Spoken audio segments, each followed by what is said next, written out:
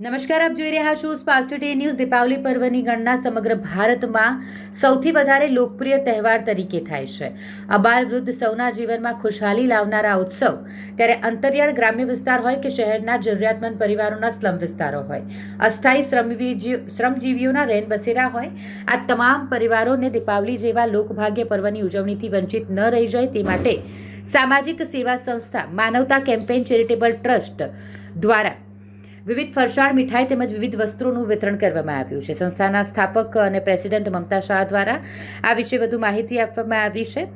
ખાસ કરીને વાત કરીએ તો વડોદરા નજીકના ગ્રામ્ય સ્થળો જેમ કે ખેડા કરમસિયાની જિલ્લા પ્રાથમિક શાળાઓમાં તેમજ વડોદરા નજીકના ગામોની 2 પ્રાથમિક શાળાઓમાં દિવાળી વેકેશન શરૂ થતાં પૂર્વે વિદ્યાર્થીઓને તેમજ જરૂરતમંદ પરિવારના નાના બાળકોને મીઠાઈ અને ફરસાણના પેકેટનું વિતરણ કરવામાં આવ્યું। વળી છેલ્લા અઠવાડિયામાં વડોદરા શહેરના વિવિધ સ્લમ વિસ્તારોમાં 150 ઉપરાંતની ઉંમરલાયક મહિલાઓને દિવાળી નિમિત્તે નવી નક્કોર સાડી તેમજ ફરસાણ અને મીઠાઈના પેકેટનું પણ વિતરણ કરવામાં આવ્યું છે।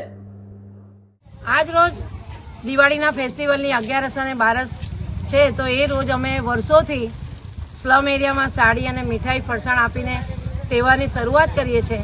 તો આજે આ બધા ઉંમરલાયક વડીલોને સાડીઓ પહેરાવી મીઠાઈ અને ફરસાણનું વિતરણ કર્યું છે।